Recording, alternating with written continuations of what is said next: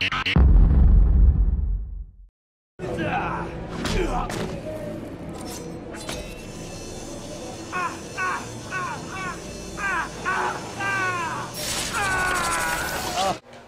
time! No, Mom, I'm playing video games.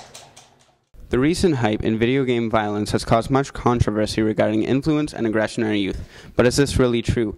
Are violent video games really negatively impacting our youth, or do they know what's wrong and right?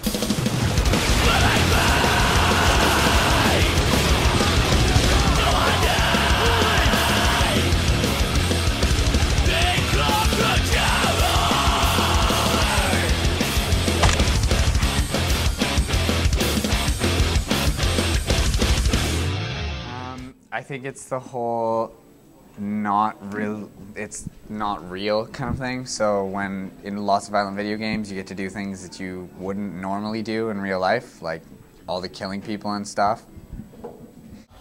Some games, it's okay. I feel all right playing it. Other games, like Call of Duty, I'm really disturbed by Call of Duty. I won't play it just because I feel it's very realistic, and it's not something I really want to put myself through.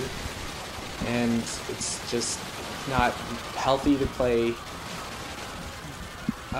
super violent video games. So, yeah. I think it's probably a good mirror image of what we see in our pop culture and what we see in our other media. With the exception of some of the video games, there's nothing that you're going to see on a video game that you're not going to see on TV or on the internet with a little bit of searching. So I don't think it's any worse. What concerns me about violent video games is that rather than the internet and the television where that violence is coming one way, video games have a two-way violence where I'm a part of the violence and I'm inflicting violence and using violence to solve an outcome. When I started out several years ago on Nintendo or Sega or whatever, we had Bugs Bunny, and I thought I was doing great just to beat Bugs to all the carrots. And everybody would cheer if I finally did win a game, which wasn't very often. Now I look at games like Manhunt, and I don't hear anybody cheering when somebody gets cut in half with a bandsaw.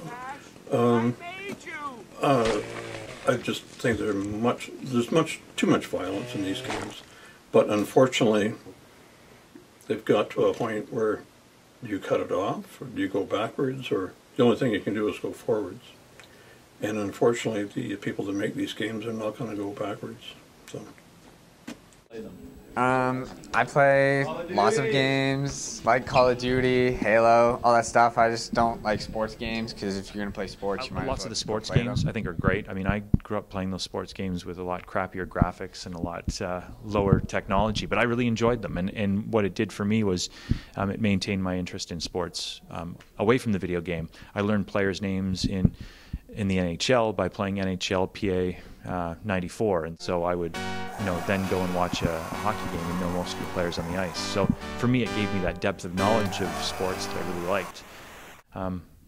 I hope that there's some of that going on, and it isn't just my thoughts and impressions of Iraq it's a murderous place where people are killing one another. Mr. Nickel just gave me an interesting book called Everything Bad is Now Good for You. And it talks about all the higher level thinking that one must do to play these video games, so that you have to think about the choices you make, you have to be critical and in your observations, and that helps you to get to the end of the story.